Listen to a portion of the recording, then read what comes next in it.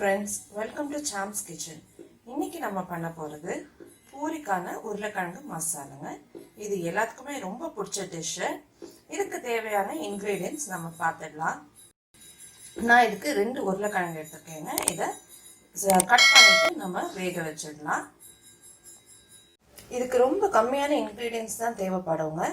பாருங்க, 2 பெரிய வெங்காயம், 2 தக்காளி, 3 பச்சை மிளகாய், 2 கொத்து கருவேப்பிலை. இது எல்லாத்தையுமே நம்ம நீல வாக்கில் கட் பண்ணிக்கலாம். நம்ம எடுத்து வச்சிருக்க உருளைக்கிழங்கு மீடியம் சைஸ் பீசஸாக கட் பண்ணிட்டோங்க.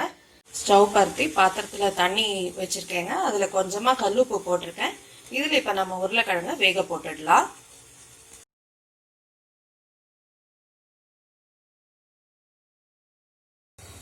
இப்போ உருளைக்கிழங்கு வேகிறதுக்கு ஒரு 10 மினிட்ஸ் ஆகுங்க. நம்ம க்ளோஸ் பண்ணி வச்சிடலாம்.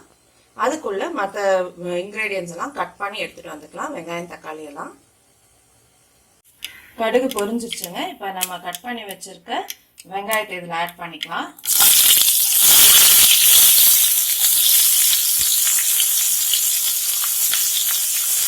வெங்காயம் கூடவே பச்சை மிளகாய், கருவேப்பிலை இதையும் ஆட் பண்ணிடலாங்க.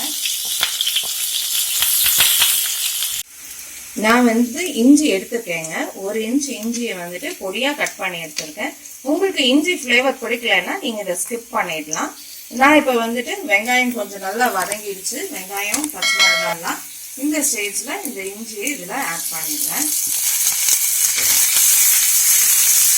அதையும் நல்லா இந்த வெங்காயத்தோட கலந்து விட்டுடுங்க.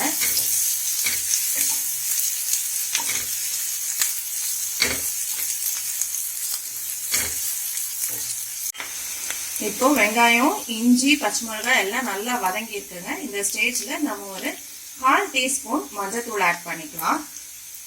ஆட் பண்ணி நல்லா கலந்து விட்டுடுங்க. இது கூடவே நம்ம கட் பண்ணி வச்சிருக்க தக்காளியை ஆட் பண்ணிடலாம்.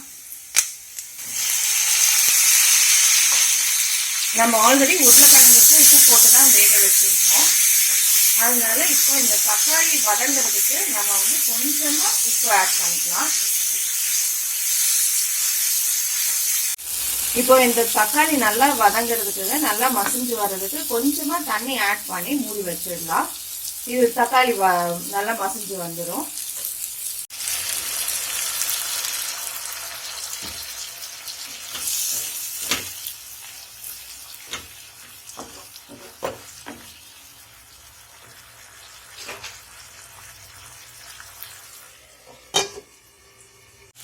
பாருங்க, தக்காளி நல்லா மசிஞ்சு வந்துருச்சு. இந்த ஸ்டேஜ்ல நம்ம வேக வச்ச உருளைக்கிழங்க உரிச்சு நான் மேஷ் பண்ணி வச்சிருக்கேன். இதை இதுல ஆட் பண்ணிடலாம். ஆட் பண்ணி எல்லாத்தையும் நல்லா கலந்து விட்டுடுங்க.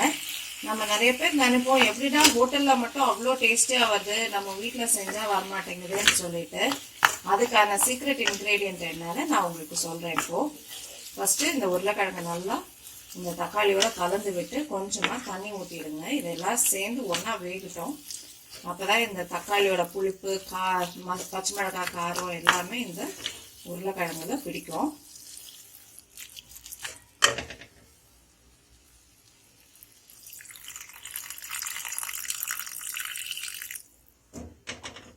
ஒரு 5 மினிட்ஸ் இது இப்படி வேக விட்டுடலாங்க. அப்புறமா நான் என்ன பண்ணணும்னு சொல்கிறேன். நான் இப்போ 5 மினிட்ஸ் ஆயிடுச்சு. பார்த்தாலே உங்களுக்கு தெரியும் உருளைக்கிழங்கு நல்லா வெந்துடுச்சு. அது தக்காளி, பச்சை மிளகாய் எல்லாத்துக்கூடவும் நல்லா பிளெண்ட் ஆகி வந்திருக்கு. இந்த ஸ்டேஜில் நம்ம என்ன பண்ணுறோம்னா, ஒரு சின்ன பவுல் எடுத்துக்கோங்க. அதில் 1 ஸ்பூன் கடலை மாவு. இதுதாங்க அந்த சீக்ரெட் இன்க்ரீடியன்ட்டு.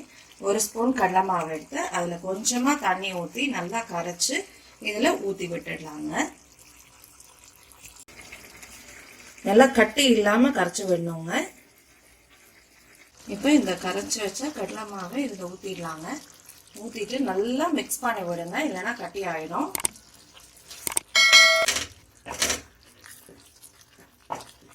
இப்போ பார்த்தீங்கன்னாலே தெரியும் நம்ம மசாலோட கலரும் மாறி இருக்கு, கன்சிஸ்டன்சியும் மாறி இருக்கு, நல்லா கெட்டியாயிருக்கு. இதில் உங்களுக்கு தேவையான அளவு தண்ணி ஆட் பண்ணிக்கோங்க. ஆட் பண்ணிட்டு உப்பு அட்ஜஸ்ட் பண்ணிக்கோங்க.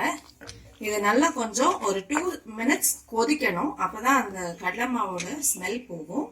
2 minutes நல்லா கொதிச்சதுக்கு அப்புறம் நம்ம கொத்தமல்லி இலை போட்டுட்டு நம்ம இதை ஆஃப் பண்ணிடலாங்க. இப்போ 2 minutes ஆயிடுச்சுங்க. நம்ம இப்போ கட் பண்ணி வச்சிருக்க கொத்தமல்லி தலையை இதில் ஆட் பண்ணிக்கலாம். ஆட் பண்ணி எல்லாத்தையும் நல்லா கலந்து விட்டுடலாம்.